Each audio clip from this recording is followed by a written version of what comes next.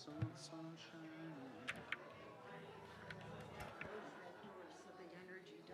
Do you do that? Are you being serious? Right, yeah, that kind of thing. I do that too. Actually, one of the things that I'll sometimes do, this is not the case today, it hasn't been a problem, but sometimes I'll show up in a place and the place looks so much like it always looks that I'll move a few cluttery things out of the way just so that it feels a little different unconsciously for people coming. So it's not just a normal, like if they come to a concert in their sanctuary that doesn't look and feel exactly like. So you have to get it looking abnormal. Just a little different, just a little abnormal. Yes, that's right. Yeah, yeah.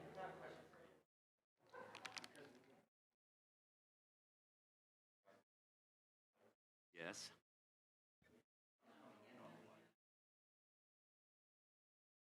Well, that's. Oh. Do,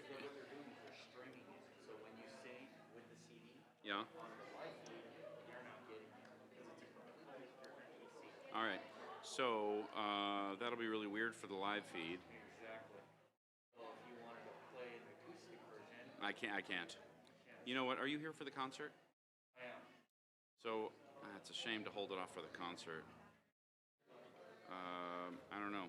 I mean, it'll be fine here. Yeah. The live feed. Won't hear the track at all. They'll hear only your voice.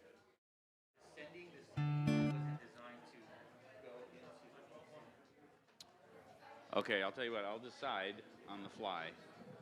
Okay. You got the CD ready? The CD's on. And you can crank it up loud? I could. All right, so we'll decide on the fly. I'm not sure. It's a song during the offering anyway, so if I say let's do it, we'll do it. Okay. Is that okay, man? Yeah, totally fine. I appreciate it. All right. I'm going to sing something real quick, prelude, right? Okay. Yeah. All right.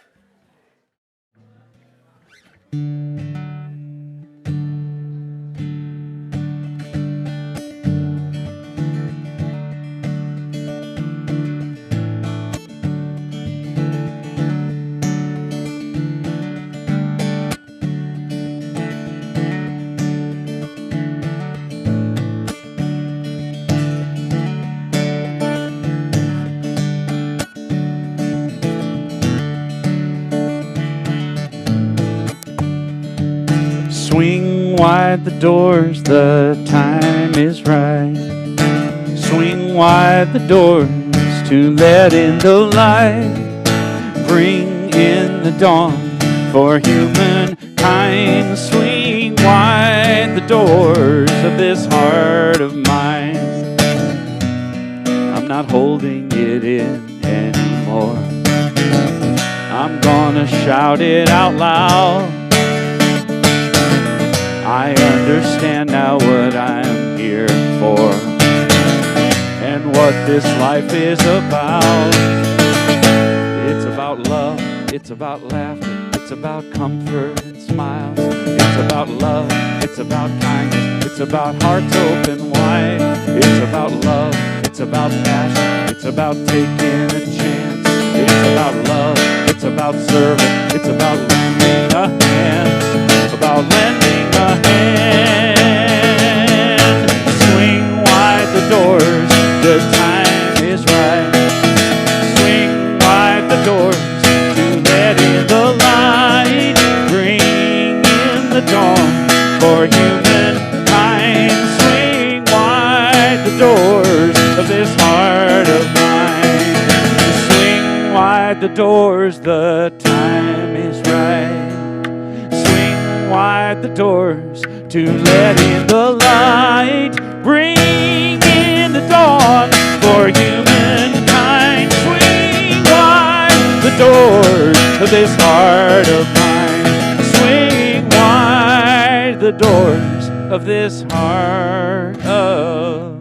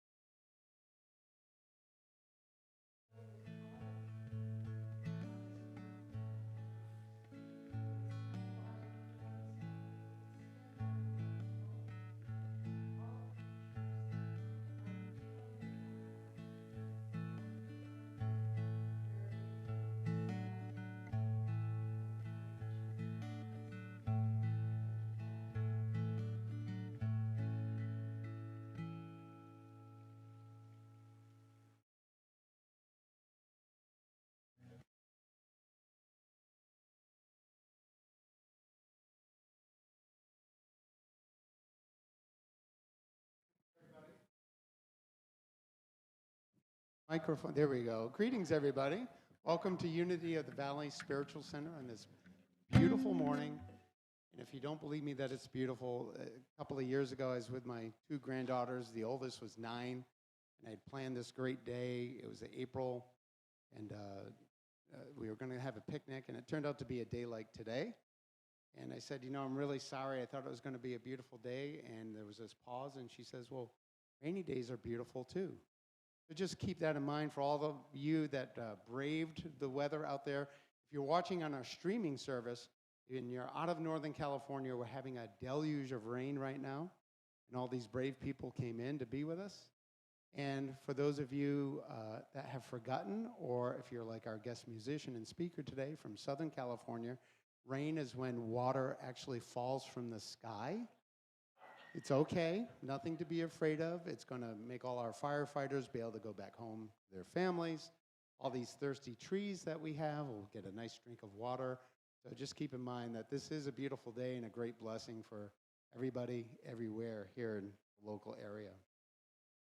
So I want to introduce to you Daniel Naimod, whom you've heard perform. Daniel's joining us from Southern California. Now, Daniel's kind of a big deal. He's sold over 110,000 CDs, and he has a lot of his music that's been licensed by mainstream television programs like Saturday Night Live, America's Got Talent, Today Show, and he's here blessing us with his presence coming up in this seemingly nasty weather, but it's perfect weather for you, Daniel. I know. So please, and Daniel is giving a concert today after the service at 11:30. It's a suggested $20 love offering, but as you know, for Unity, nobody gets turned away on their ability to pay. So please welcome once again Daniel Naimod. He's going to be fantastic.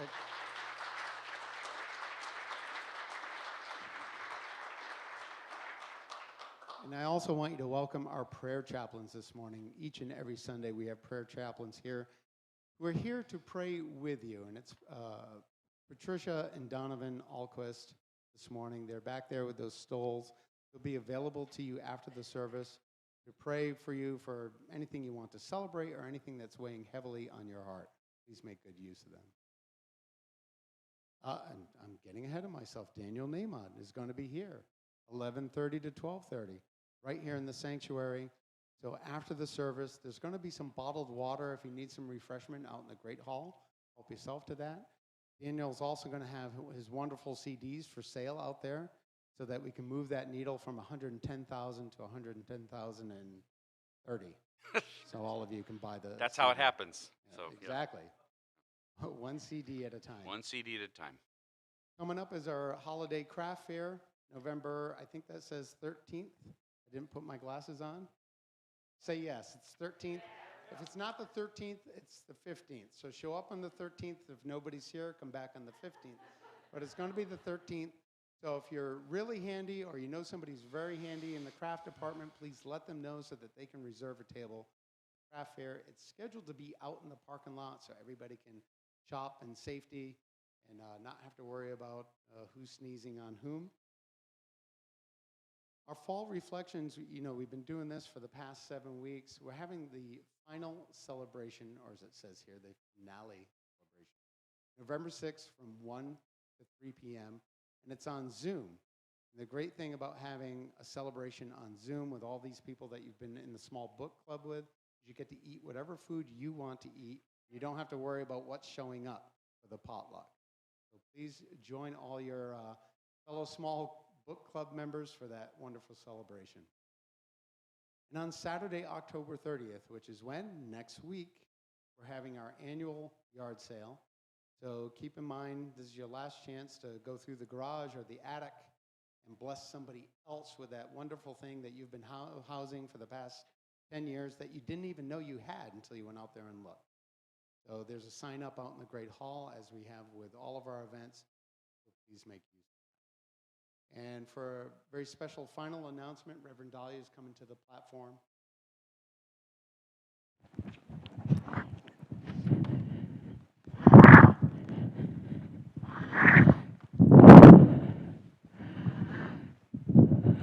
So we need the yard sale sign to go away. It is with know, I've lived with this mask for so long that sometimes it's hard to remember whether it's on or off. It is with great sadness that I am letting all of you know that earlier this week on Monday, Reverend Vic Jenkins made his transition. Carolyn said to let everybody know that he died very peacefully, surrounded by loving family and close friends, and that he died peacefully after a short illness, an aggressive but short illness. And I want to share with you what I think Vic did, because I don't know how else to explain it. When our service comes up on YouTube, there's usually a still shot that lets people know it's us. And last Sunday's service came up with this picture of Vic and Carolyn. And it's taken from a video clip where both of them are waving. In this particular still shot, only Vic is waving. I saw that and I knew instantly that Vic did it. Now, I could be proven wrong, but that's what I believe. So it's his smile and his wave and his love that he gives to each of us through that picture. I'd like to pause a moment and let us all pray, say a brief prayer in honor of Vic. And then I want to read to you a prayer that Vic used to say every day. So let us pray. Let us join our minds and our hearts. Let us go inward and let us be grateful for the many ways that Vic has blessed our lives.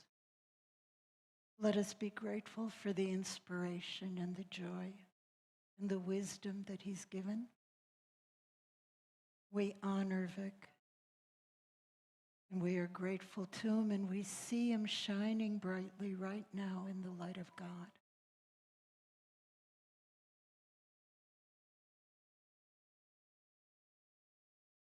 And so now the prayer that Vic would say every morning: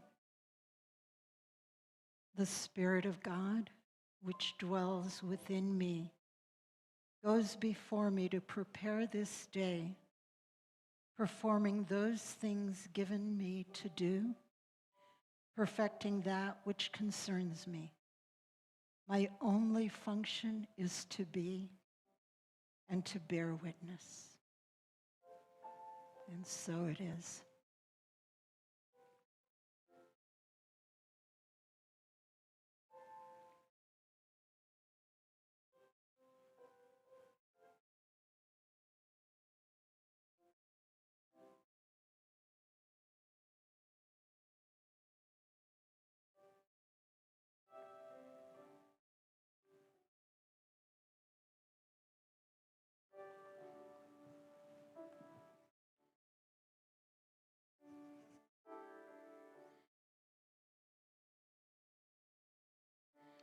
Here I am, my child. Take my hand. Here I am, my child. There's no worry anymore. You've made it home.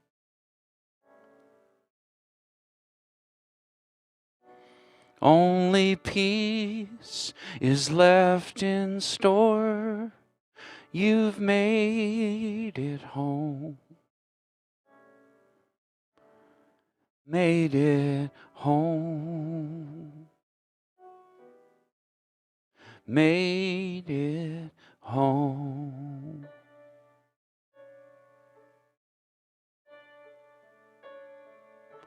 Here I come, my child. on the run. Here I come, my child. There's no pain in all the world. You've made it home. Brilliant gold and priceless pearls. You've made it home. Made it home.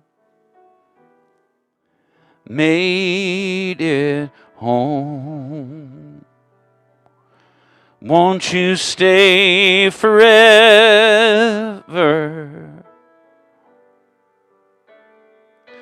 Forever.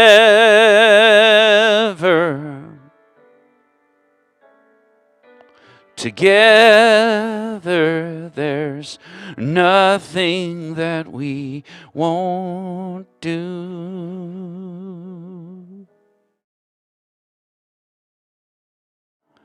Comes the time to sleep. Comes the time to sleep. There's no worry anymore. You've made it home. Only peace is left in store. You've made it home. Made it home.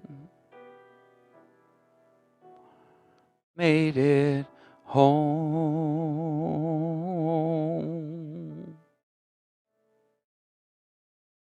Made it home.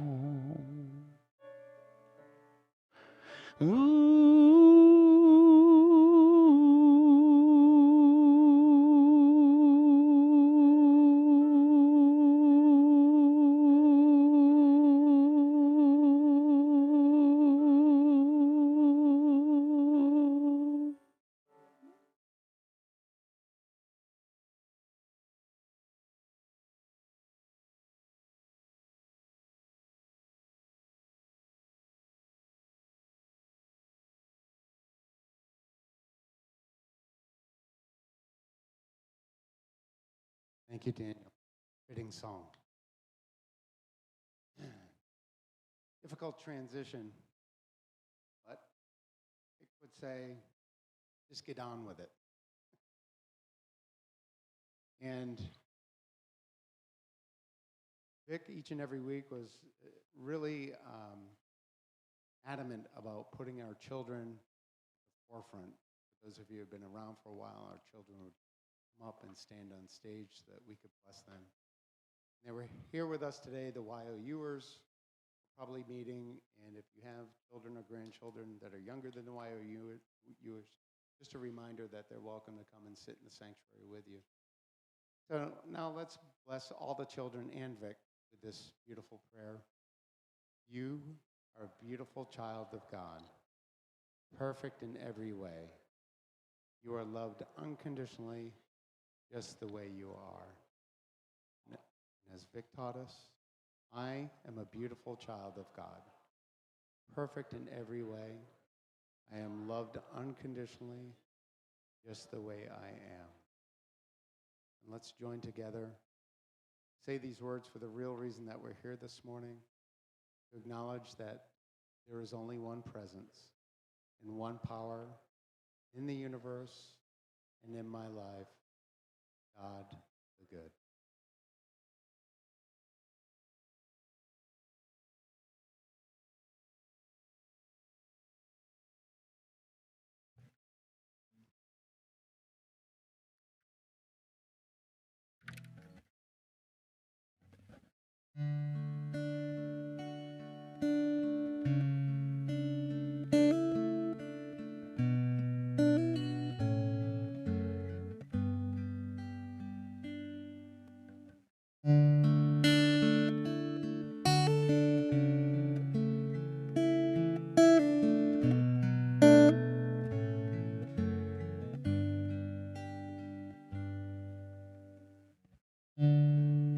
There's one power, invisible,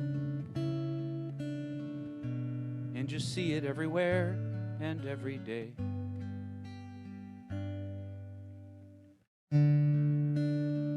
One power, indescribable,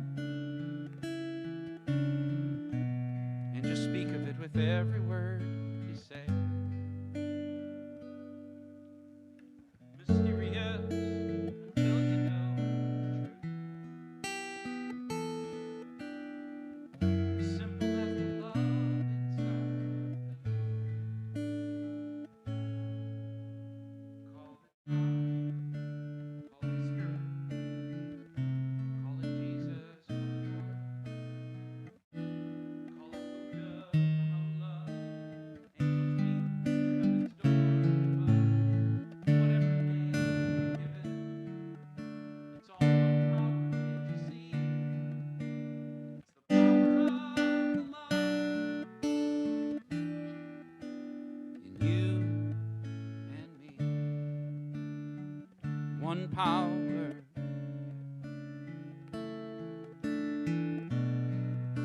one power.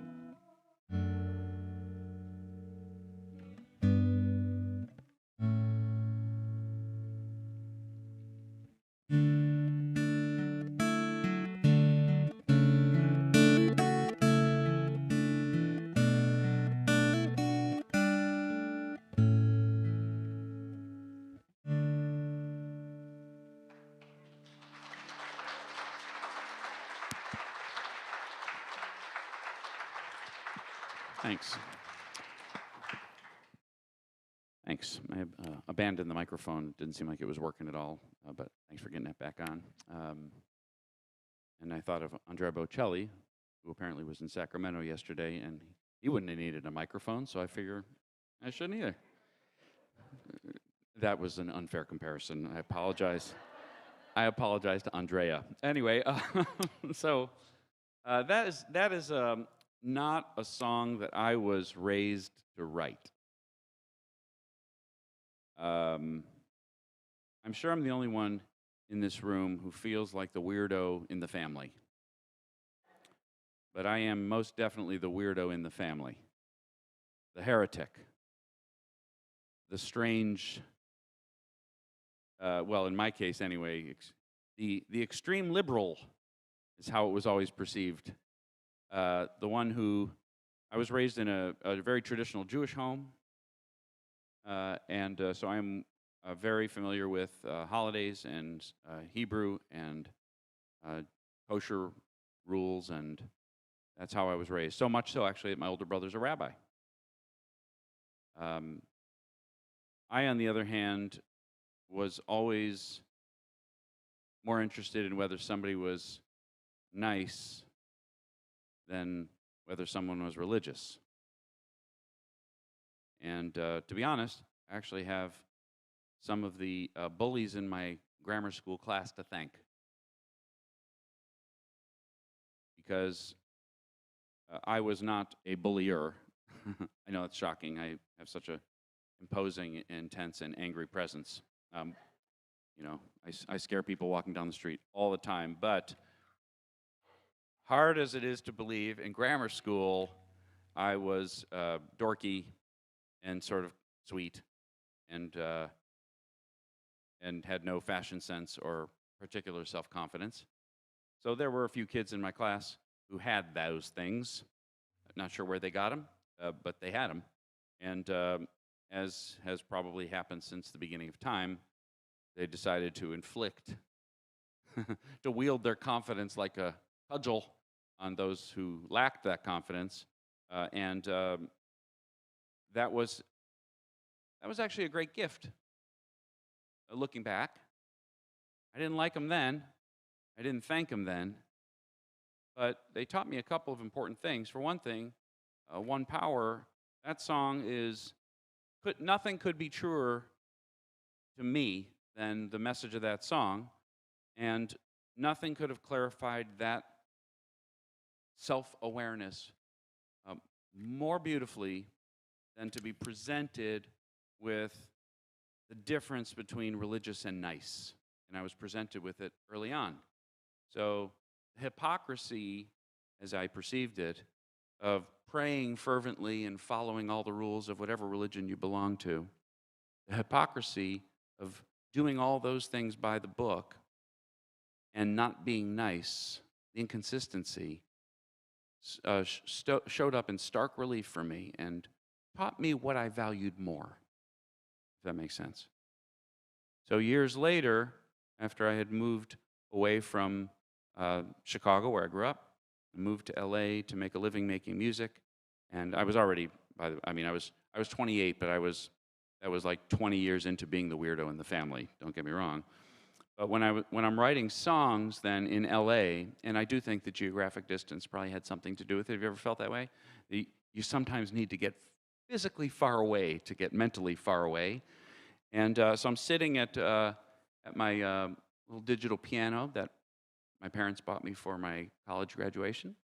I took it with me to LA and set it up in a very crappy, ugly, rent control, tiny apartment in West Hollywood, and sat down and wrote some songs. And it was probably about a year and a half into my time in LA that the phrase "One Power" came to mind, and I started writing that song. It took a couple weeks to write, which is unusual for me. At least then, it was very unusual. Then, I had the absolute certainty that the first draft of anything I wrote was an unshakable, unbreakable work of genius and required absolutely no editing or rewriting whatsoever. Turns out I was wrong, but I really thought that at the time. So I wrote, but that song in particular, I worked and reworked till it said exactly what I wanted it to say. And it was more than that. It said what I'd always wanted to say. But as I say, I wasn't raised to say that. I was raised, as I imagine some of you were, whatever religion you grew up in, whatever tribe you grew up in. It can be a city, it can be a neighborhood, it can be an ethnicity, it could be a race, it could be a religion. It could be a nationality, it could be a nationality within a nationality. There are clubs everywhere. And whatever club you belong to or were raised to belong to or never wanted to belong to, you know, that club has a wall around it. It has to. There have to be rules. You know, it's not a nation without a border kind of thing. Enforced or not enforced, there's still a border. And there's no real membership to a club unless there are rules to follow or things you have to say or fees you have to pay or whatever it is. I was not so interested in belonging to a small club that excluded kind of almost everybody.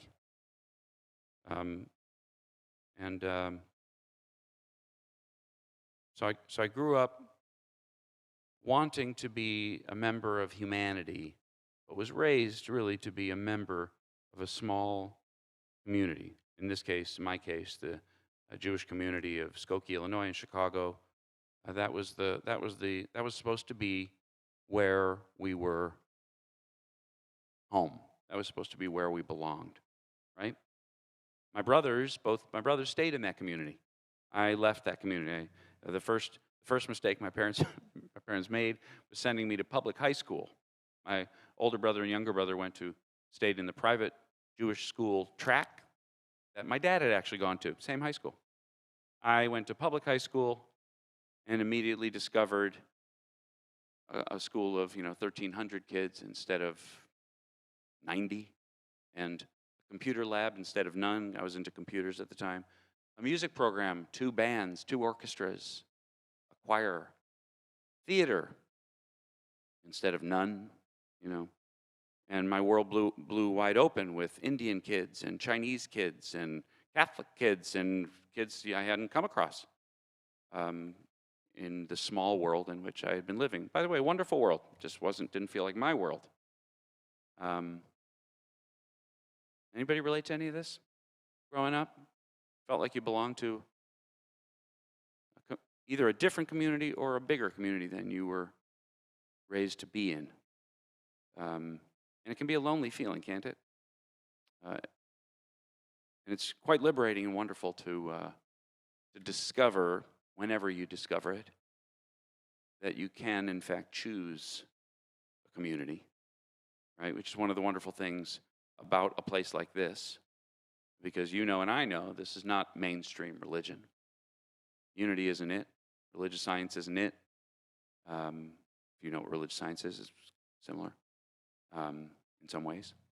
But this is in itself, for many of you, I imagine, a rebellion against the upbringing of probably much stricter dogma, much stricter rules, a lot more rules, right? In Judaism and Catholicism too, I know, and other religions, Islam for sure, when to stand up, when to sit down, what to wear, what to pray, what to sing, what definitely not to eat. A lot of rules. So none of that ever felt true for me. What felt true for me is trying to be nice above all. That is not in too many religions. I mean, do unto others is kind of as close as most religions get, which, we interpret, I think, probably accurately as meaning be nice because you want people to be nice to you. But, being nice sounds so innocuous and so vanilla, right? To be nice. In fact, my own family would laugh at me if I say be nice. That's the liberal soft Danny that nobody in my family respected. Because I didn't follow the rules, but I tried to be nice, but that's not one of the rules. By the way, my family's nice in its fundamental ways. I'm not saying they're not. I'm just saying It's not one of the rules to follow. You don't learn that in private school of any religion, to be nice. Maybe I'm wrong. Maybe you disagree. So I arrive as a so-called adult, or at least a kid with bigger skin, getting bigger all the time.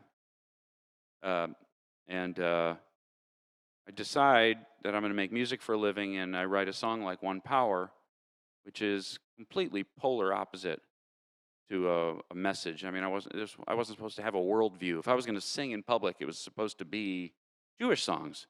In fact, I like singing Jewish songs for my bubby. My mom's mom, my dad's mom called them bubby, right? They're Polish. They used to love me singing for them. And in fact, I used to sing, I sang really for both of them on their deathbeds, but for years before then. They were always favorite songs. I visited my dad's mom in her nursing home for 10, 15 years before she died. She died at 98. Whenever I visited, it was very exciting for her and for me, but for her, because when Danny visited, he gave a concert, and they would roll out all the old Jewish people in their wheelchairs and roll out their grand piano, and I would sing mostly like American show tunes, but not for my bubby. She wanted to hear, there were only two things she wanted to hear ever. One was God Bless America, and the other was Fiddler on the Roof. I hated those songs, and my bubby was always up for being honest and true, and she was always up for a laugh, so I would sit down at the piano and I would say, and now a medley of songs I can't stand for my bubby who I love.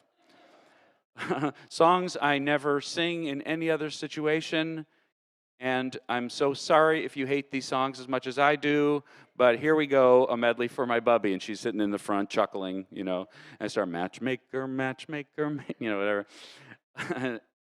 And I always knew when I had her, I always knew when she was at peak happiness when she would start dancing, which she couldn't dance. She was in a wheelchair last 10, 15 years of her life, and this woman did. She complained when the physical therapist in the nursing home made her do this for exercise. Oi, oi, Danny, they're making me work so hard, doing this, this is, she was about as wide as she was tall, which is about 4 feet, 4.25 maybe. She was the youngest of 13 kids. They emigrated to the United States from Poland at the turn of the 20th century with their parents. She used to joke, but I don't think she was joking, that they were so poor that their father was a shoemaker, but they couldn't afford shoes. So I always knew I had her when she would start dancing, which for my bubby meant this.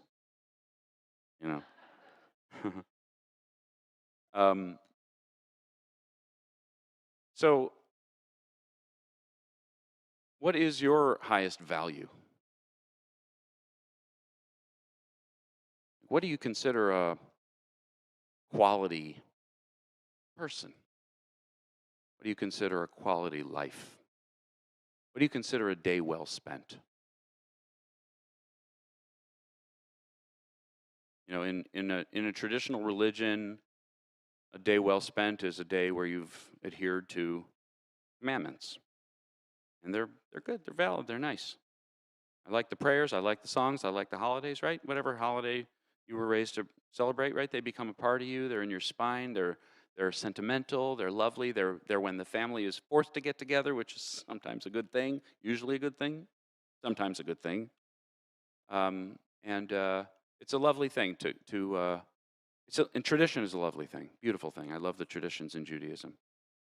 But when I think about what I want to leave behind and what I've wanted to say with my music all these years, and who I want to be and who I want to be with, it's not somebody who follows a certain set of rules. It's more a person who is a certain way. Right? So I'll ask you instead of me, if you make $1,000 today, is that a day well spent? If somebody somebody handed you the keys to the car, you walked out on this rainy day and somebody handed you the keys to a new car, Is that a triumphant day? What if you had the opportunity to give somebody else the keys to a car? Would that be a triumphant day?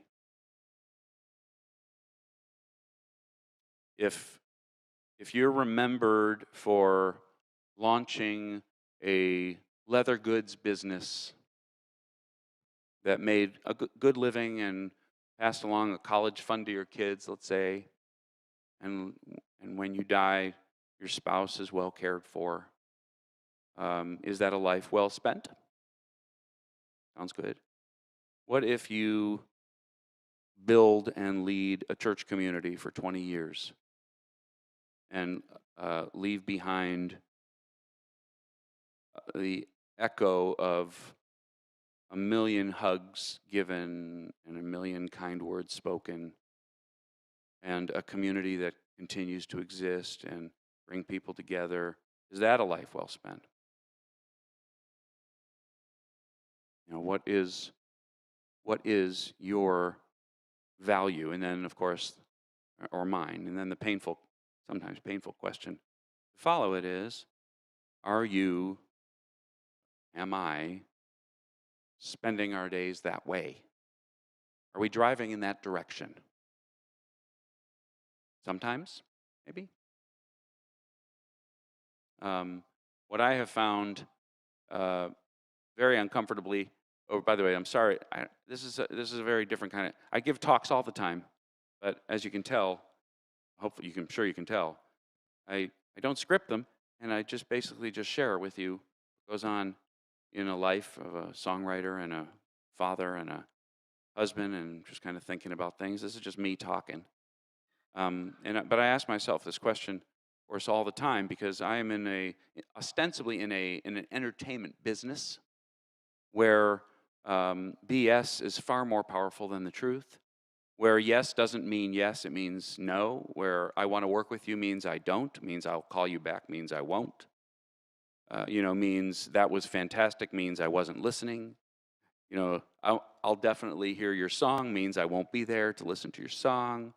Music industry and the entertainment business is weird, and it came close to breaking me when I first moved to LA, because I was raised to be nice and to say yes when I meant yes, no when I meant no, and so on. And then I arrive in a place where I really did encounter that a lot. A lot of the yeses mean nos, and it's very mind-spinning.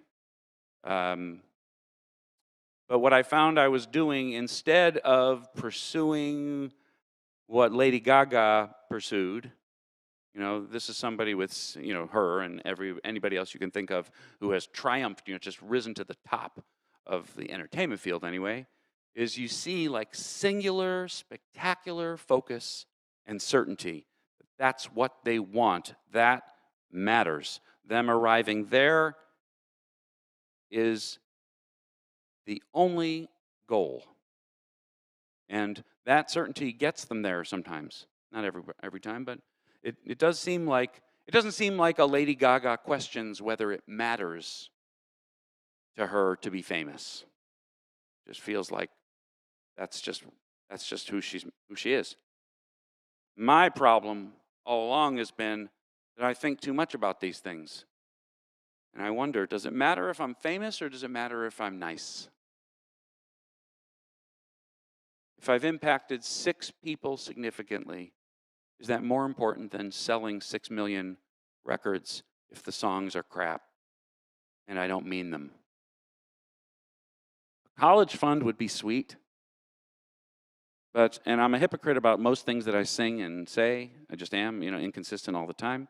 But on this, I can be very unhypocritical, and that is that I have consistently and very unprofitably and irritatingly chosen for 20 plus years to not write a song that ends up on the radio, to meet absolutely nobody in the music industry who had any interest ever in what I was doing. It's been like an achievement. It's like I was playing whack-a-mole with the music industry, and I'm the mole. I keep ducking down to make sure they don't, it's like I lived in the middle of it for 20 plus years. West Hollywood's right there in the middle of it. I lived there for 7 years. I probably walked by people who are on the radio now. Actually, not probably, definitely did. and I managed to avoid them because what I was doing instead was something unconscious. I had made a decision without realizing it that even though I was moving to LA to make a living making music, to win a Grammy, to make $1 million, whatever goal, I don't know. Meanwhile, I still held on to this notion that being nice was more important than following rules, than winning a prize. Really, and this is not to sound noble, it's very annoying. I wish it wasn't true. It's been very inconvenient. You know what it's like to sit down next to somebody on a plane for 20 years and have them ask you, because they see him working on music all the time, what kind of music do you make? And for 20 years to not have an answer to that question? I don't know. It's sort of pop music. Have I heard anything you've done? No, you haven't heard anything I've done. No. Is it on the radio? No. So it's not pop music. No, it's not really pop music. Is it gospel? No, I'm not Christian. I don't have an answer. So what I've attempted to do unconsciously is live up to what is my own value for a life well lived. I sing at songwriter nights.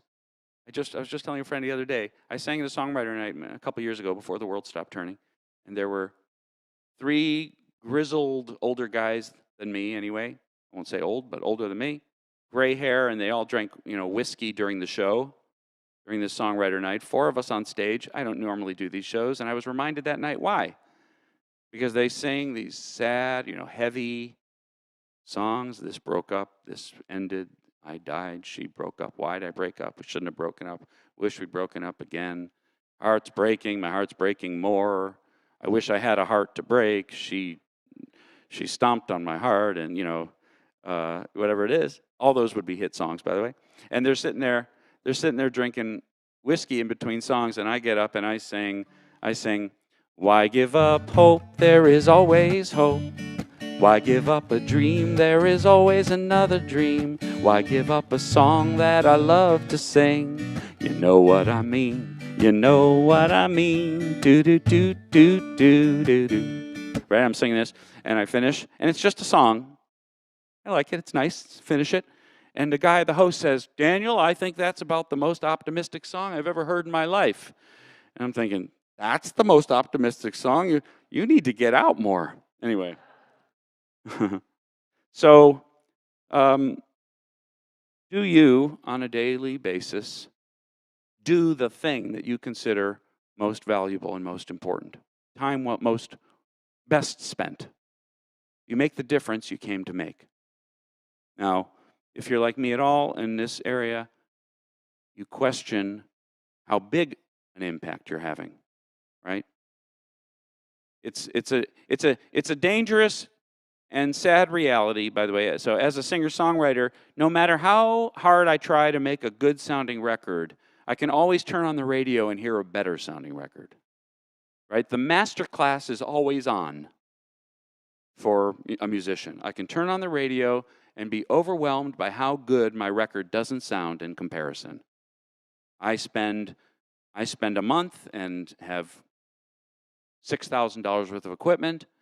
They spent a year and had $1 million worth of equipment, and it sounds like it, right? Well, in the doing good department, in the being good department, of course, we have our own ongoing radio station, and it's called An Awareness of Nelson Mandela, Martin Luther King Jr., Rosa Parks. We know what courage looks like.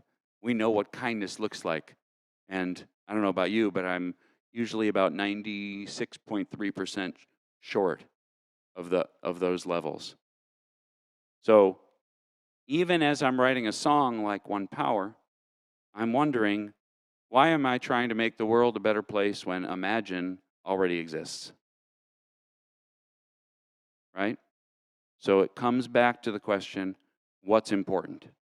And what's a day well spent? What's a song well spent? I'll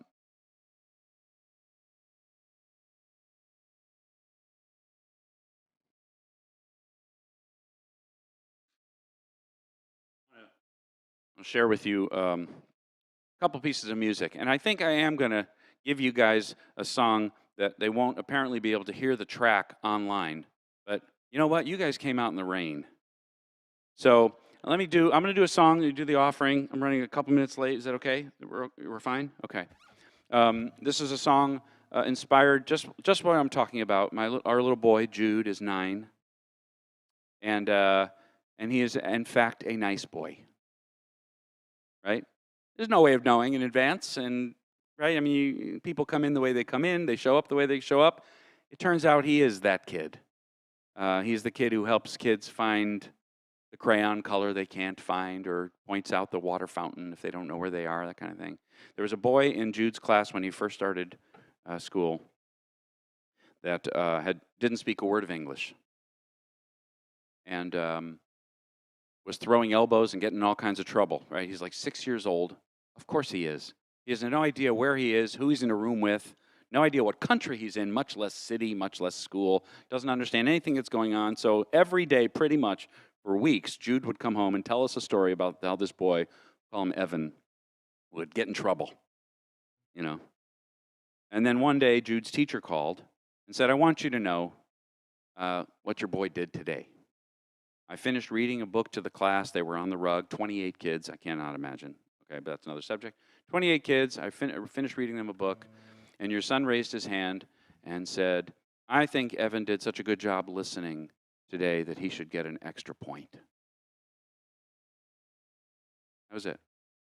And I immediately flashed back to my 98-year-old Bubby, who arrived in the United States the same age, not speaking a word of English.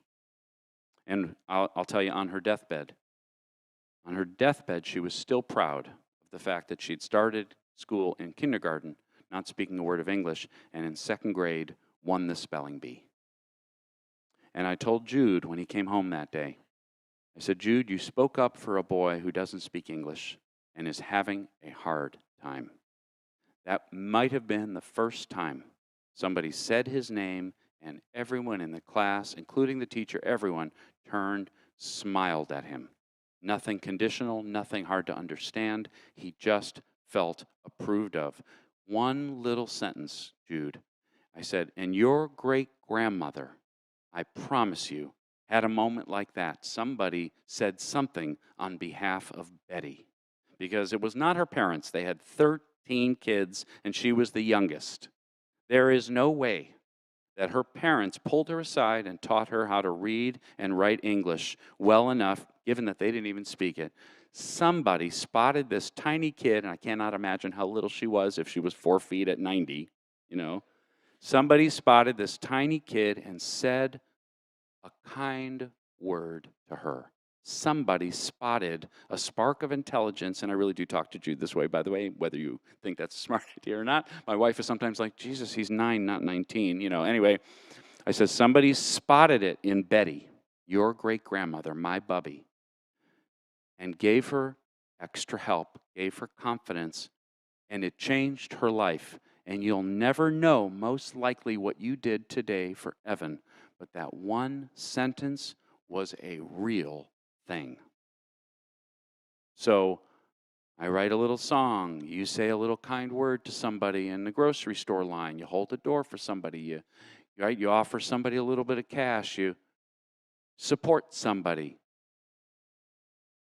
On the smallest scale, do you believe that it matters? Right? We can all compare ourselves to Malala for courage, right? Or I'm blanking on the, what's the woman's name who started the Red Cross? Nightingale, is that her name? Florence Nightingale, for starting the Red Cross. We can compare ourselves to such a person for our level of compassion, our achievements. Or we can allow today to matter at the smallest level. I'm reminded of it when I see a photo of Vic and hear how you talk about him, and I think of that. I think of a lifetime of service does not mean winning a Nobel Prize, and it does not mean, it sounds like a punchline, but it does not mean having a hit song. I have to know that to do what I came to do. Otherwise, it's a lifetime for you and me of frustration, disappointment, and embarrassment at how small our efforts are. right? Is giving $20 to a charity insignificant when we know Bill Gates is able to funnel $100 million? No, it's not insignificant, right? Ask the person who received that $20 whether it mattered. Not only did the $20 matter, but it was a vote of yes from a stranger, right? It matters on the smallest scale.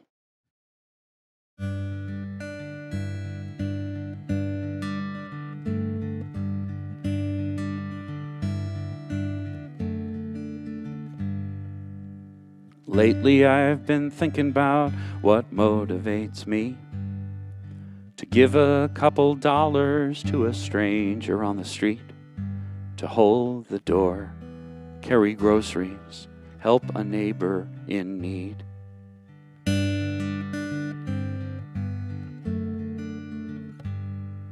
When history repeats itself in headlines every day, solutions never big enough for problems that we face.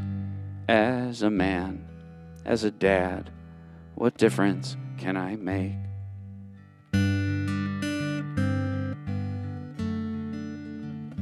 'Cause I know better than to think I'll be remembered for a favor or a quarter or a smile. Oh, but maybe before I return to sender, I can do one thing worthwhile.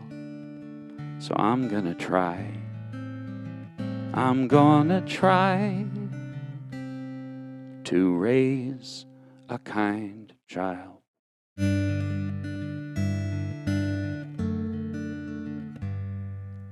Sure would help if our boy went and got an MBA and took care of his artist mom and dad in their old age.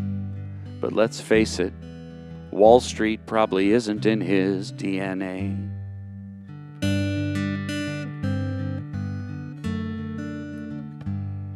But when his first grade teacher said she wanted us to know, it's Jude who always comforts any kid who sits alone. There's just so much pride my heart can take. My retirement can wait.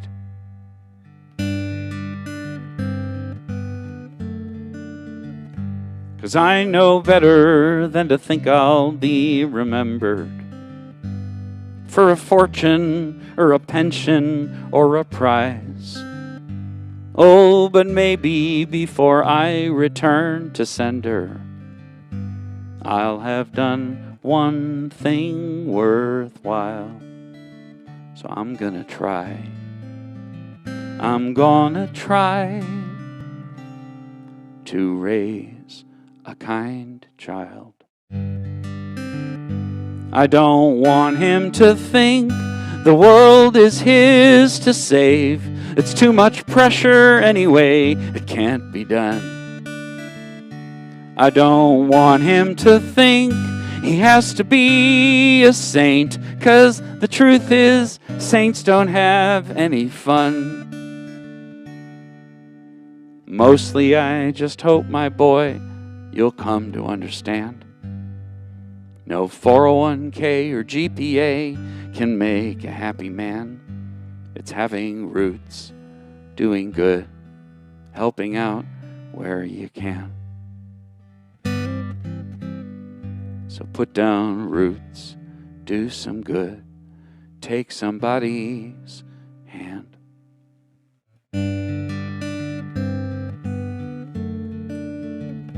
And you'll know better than most what really matters, what makes living this life worthwhile. And there may come a day your own kids will remember how their granddad used to say with a smile that he raised.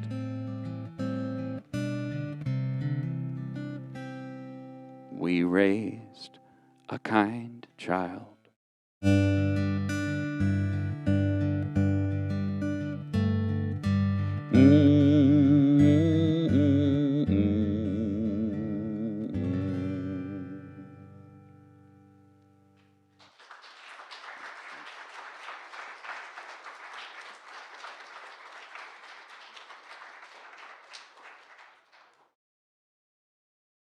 Well, thank you, Daniel. There's a lot to unpack in everything you just said, but that last message was really a wonderful take-home message. And so we're all kind children, and sometimes we forget that. But we're here each and every Sunday to remind each other of that when we look into each other's eyes. And Daniel's still going to bless us with his presence, but we're going to ask each other to bless our spiritual community through the blessing of our tithes and offerings. So even though the needs of the community change with each season, and that we haven't been together as we would like to be and as we normally have been, our spiritual community still does have needs, so that we ask that you give as you're able so that we can meet our needs. So, with our blessings of tithes and offerings together, God's love through me blesses and multiplies all that I am and have, all that I give and receive. I am grateful.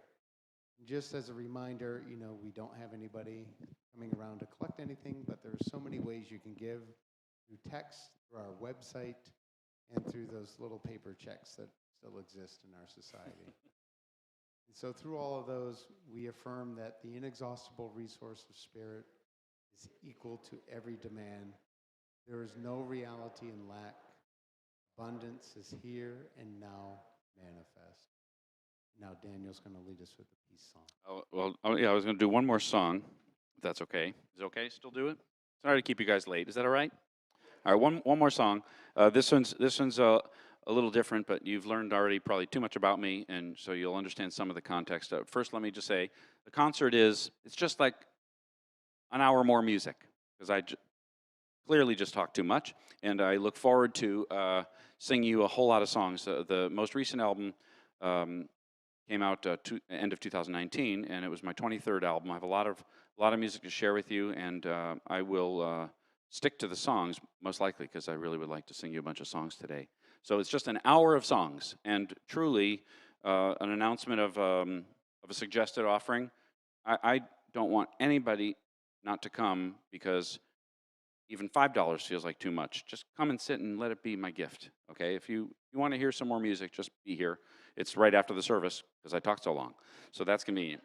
So at 11:30, I'm just going to sing another hour of music, okay, before I head home and before you do, if you're invited. That's all. Super simple and casual. The second thing I'll say is, out at the table, I not only have the music, CDs, I also have, if you know what a USB drive is. If you don't want it. But if you do, it's a USB drive of all 13 of my inspirational records, and it's a cool collection, and it's like very inexpensive by album, very cheap thing, a few dollars a record, just so if you want a lot of music. So I have that. And then, more proud than I am of the music on the table is my wife's. My wife is a stay-at-home mom and a self-taught silversmith jeweler, and she is the introvert to my extrovert. She would have told me to stop talking 35 minutes ago. And as probably would have you. Sorry. Anyway, so I because she would never do a show and have 1,000 strangers stream by, it occurred to me just a few years ago to travel with a few pieces of her jewelry with me. And it doesn't make us $1 million, but it has become a very beautiful and rewarding part-time job for her to make jewelry. And even if you're not interested in buying any, just feel like checking out the beautiful objects that my wife makes with as much care as I make my music. Those are on my table too. If you're wondering why there are shiny things there, that's what that is.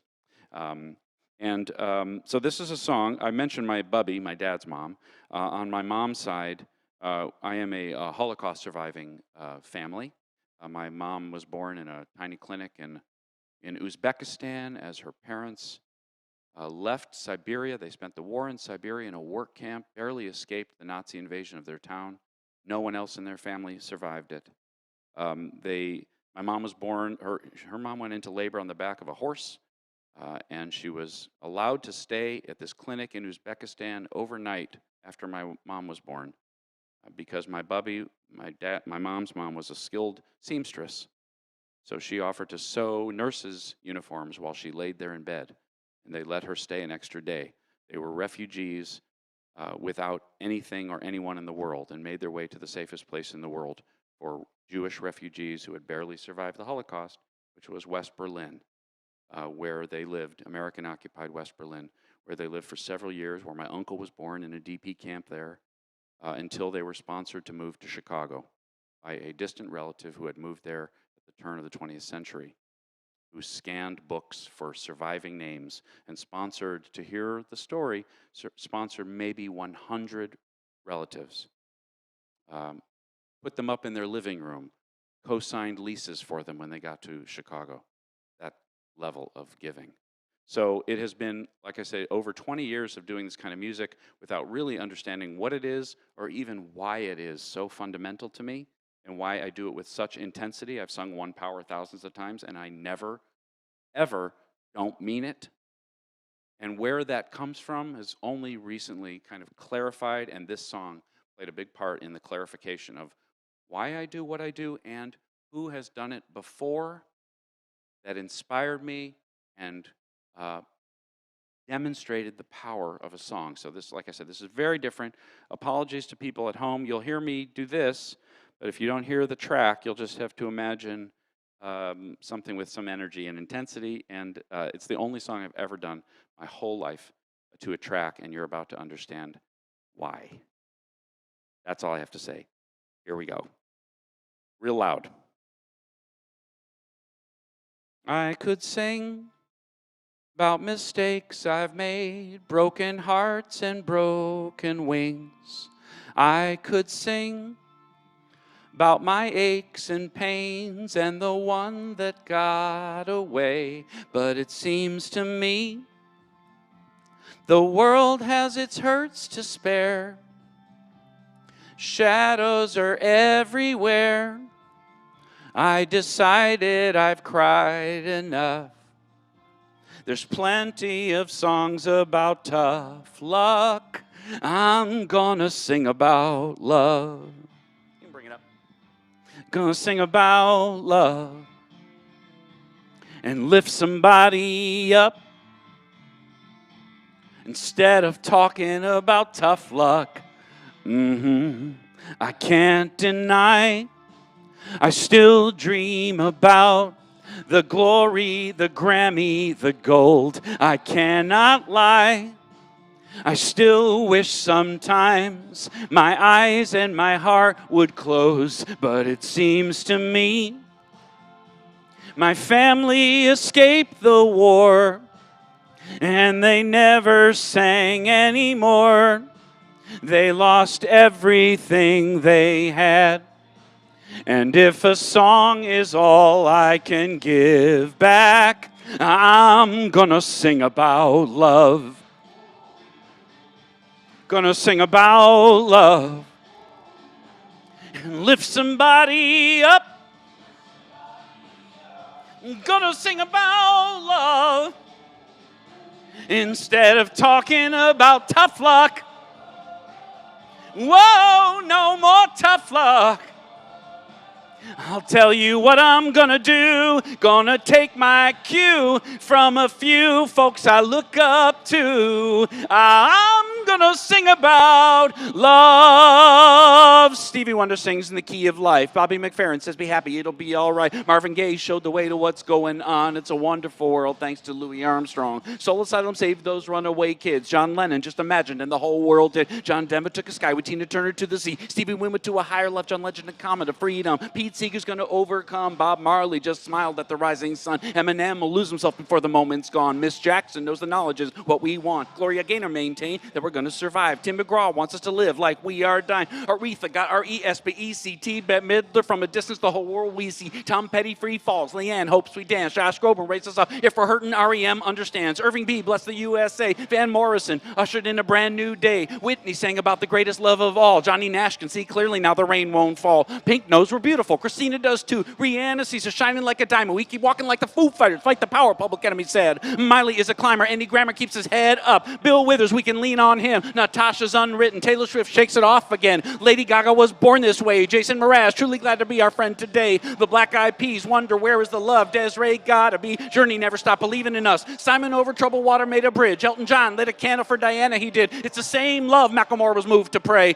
Izzy made a rainbow with an ukulele. James Brown, loud and proud. Bruce Hornsby laid it out the way it is. Queen made us into champions. U2 and Dr. King and the power of one. Sam Cooke made you look. Change is gonna come. Peter Gabriel ain't giving up on us just yet. We are the world, save lives. No star they couldn't get. Irene Cara, what a feeling alive. Pharrell made us happy. Katy Perry lit a firework in the sky. Carole King, we've got a friend. Switchfoot dared us all to move again. Paul McCartney's words of wisdom were to let it be. And the weight of the world was taken off by Aloe Black and Avicii.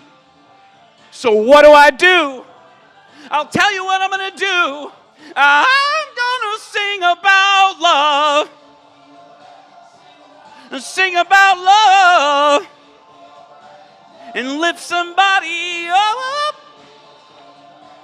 Instead of talking about tough luck, I'm going to sing about love.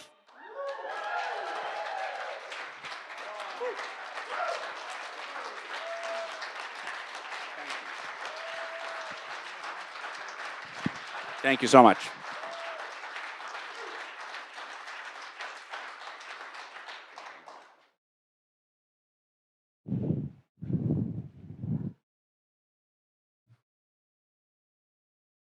And now for something completely different. Let's sing the peace song together. You ready? Here we go.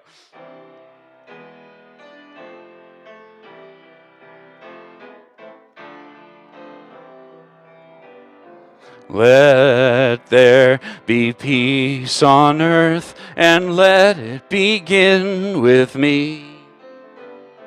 Let there be peace on earth, the peace that was meant to be. With God as creator, family all are we. Let us walk with each other in perfect harmony. Let peace begin with me. Let this be the moment now. With every step I take, let this be my joyous vow, to take each moment and live each moment in peace eternally. Let there be peace on earth, and let it begin with me.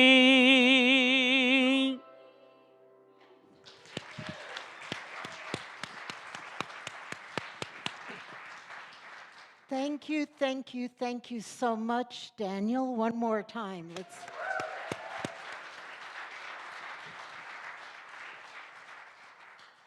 So Daniel is going out into the Great Hall because he has wonderful music to sell. So I invite everybody to go check out his table and go home with amazing riches. And then, if you notice, out in the Great Hall and in the Social Hall, there are round tables with chairs. There is something called fellowship, which will stick our toes in a little bit today and hold a vision of this virus receding even more, and soon having on these fellowship tables, not yet, but soon, treats, Christine's brownies, more chairs around the tables. We were cautious. I think we have 3 chairs per table. But go out, check it out, practice, because you will be doing it more and more. Okay? So, join me in the prayer of protection. The light of God surrounds us. The love of God enfolds us. The power of God protects us. And the presence of God watches over us.